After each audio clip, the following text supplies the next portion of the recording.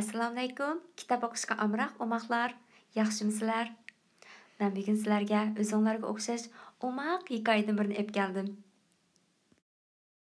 Yana bir hikoya aytib bering. Avtori Ters Cold.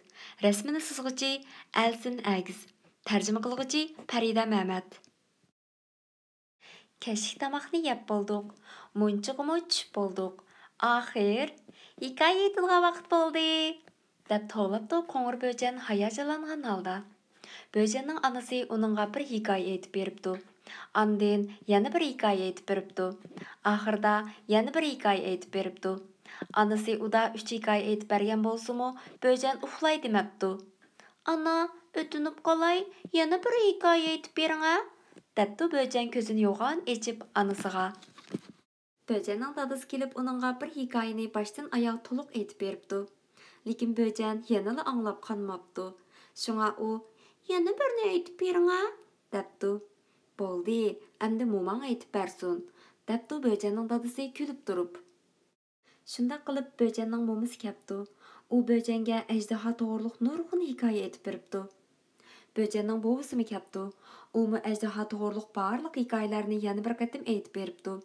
Lekin böcen yana birini aytib bering-a, deb turibdi. Böcenning onasi qattiq asnabdi. "Omoq qo'zam, qarg'ina", debdi onasi. "Biz barliq hikoyalarni aytib bo'ldik. Shundaqku, endi boshqa hikoya qolmadi.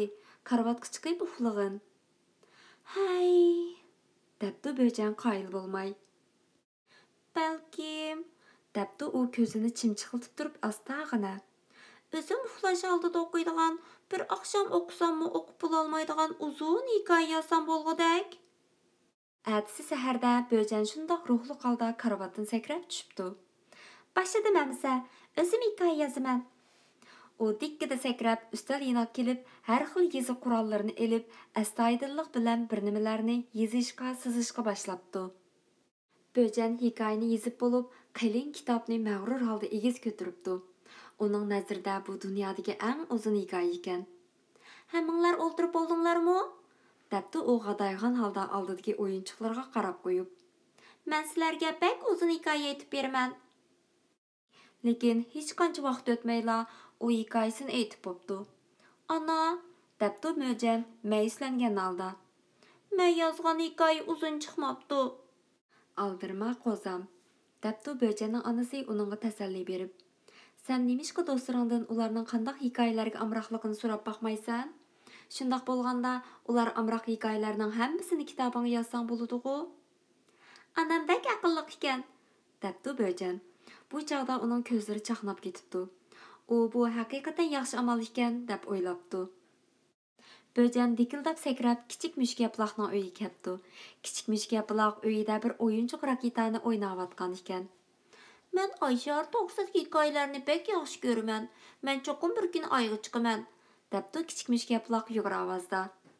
"Menmi Ayşarni yaxshi ko'raman", debdi böcen. U astoydillik bilan kichik mushukaploqning deganlarini xotirlayapti. Hamda xushchanlik bilan "Rahmat sana mushukaploq", debdi. Arqadan u yana dikildab sakrab chashqanchoqni izlab mengibdi. Böcen dikildab sakrab chashqanchoqning uyiga beribdi. Bu vaqtda chashqanchoq bir parcha pishloqni g'ajlayotgan ekan. "Men pishloq to'g'risida hikoyalarni yaxshi ko'raman", debdi chashqanchoq pishloqni g'ajlag'ach. "Yo'g'on pishloq, kichik pishloq, yumaloq pishloq, sesiq pishloq, ishqilib pishloqqa doir hikoyalarni bek yaxshi ko'raman." "Chashqanchoq, rahmat sana", deb qaqoqlab kulib ketibdi böcen. Ondan u Böltürükni izlab mengibdi. Toshqanchoq Böltürükning uyiga kelganda, Böltürük do'stlari bilan choy ichgach, tatliq turmayotgan ekan.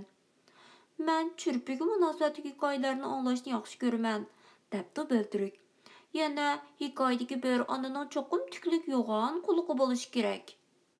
Böltürükning dadasi kulib turib, "Men hikoyada zolimlarning halak bo'lishi, vatanimizning ozod bo'lishi, to'g'risida mazmunlarning bo'lishini orzu qilaman", debdi. Böltürükning dadasi Böltürükni chin quchoqlab turib, "Yana mushundoq ko'rinish bo'lishini orzu qilaman", debdi. "Dodo, qo'lichingiz bek cho'ng ekan", debdi Böltürük biliqlab kulib turib. Seni çın quchoqlash uchun g'ulutchim mushundoq cho'ng bo'lgan, debdi dadasi bo'ldirikning beshini siylag'ach. U balasining peshonasiga yenikkina suyib qo'yibdi. Yordamlashganinglarga rahmat. Böjen razmanlik bilan uyga qaytibdi. Uyga borguncha u hayajonini bosolmayla qopdi. Böjen uyga beribla argin olgan nurg'un mazmunlarni qo'shibdi. Әмді оның hikayesida pishloq yasalgan ay, osmonga chiqalaydigan raketa va bo'rining balasini quchoqlashlari bor bo'pti. Böjen kitobini yezib bo'lganda qorong'i tushibdi. Ko'pchilik kelib ko'rib beqinglar, deb to'labdi Böjen hayajonlangan holda. Ben yozgan hikoya cho'qim dunyodagi eng yaxshi, eng qaltis hikoya. Böjenning buvisi, momisi, dadisi va onasi Böjenning hikoyasini anglamoqchi bo'lib, uning karvatini cho'rdab o'ltirishibdi.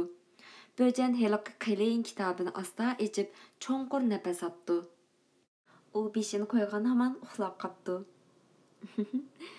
Umaqlar, Toshqanchoq o'z yozgan kitobni tutib uxlab qopti, ha? Umaqmika? Qaranglar, umaqlar.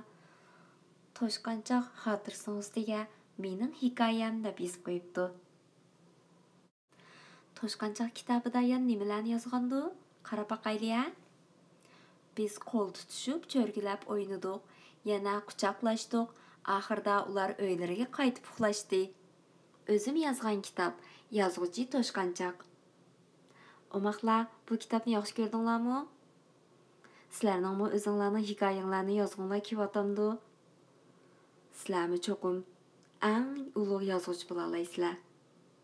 Amsa umaqlar, keyingi kitobimizda ko'rishaylik. Allohga omonat.